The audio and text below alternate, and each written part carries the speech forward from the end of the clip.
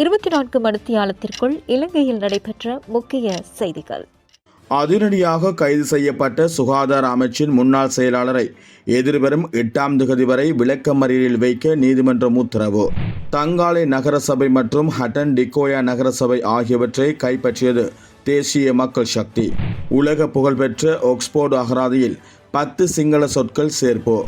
முன்னாள் அமைச்சர் துமிந்த திசாநாயக்கவை ஜூலை 7ஆம் திகதி வரை தொடர்ந்து விளக்கமறியலில் வைக்குமாறு நீதிமன்றம் உத்தரவு.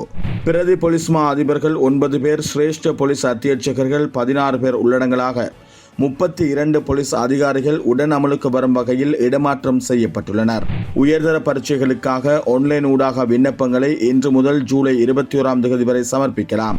ரயில்வே தொழில்நுட்ப ஊழியர்கள் 24 மணி நேர அடையாள வேலை நிறுத்தம். இலங்கை இராணுவத்தின் 67வது தலைமை அதிகாரியாக மேஜர் ஜெனரல் கபில போலேஜ் நியமிக்கப்பட்டுள்ளார். கொழும்பு பங்குச் சந்தையின் அனைத்து பங்குகளின் மொத்த விலைச்சுட்டன் வரலாற்றில் இதுவரை இல்லாத அளவு உயர்வை எட்டியது. சந்தையில் உப்பின் விலை குறைந்தது. கல்லுப்பு 1 கிலோ ரூபாய் 180, தூளுப்பு 1 கிலோ ரூபாய் 240, தூளுப்பு 400 கிராம் ரூபாய் 120 ஆகிய விலைகளில் விற்பனை செய்ய தீர்மானித்துள்ளதாக இலங்கை உப்பு உற்பத்தியாளர்கள் சங்கம் தெரிவித்துள்ளது.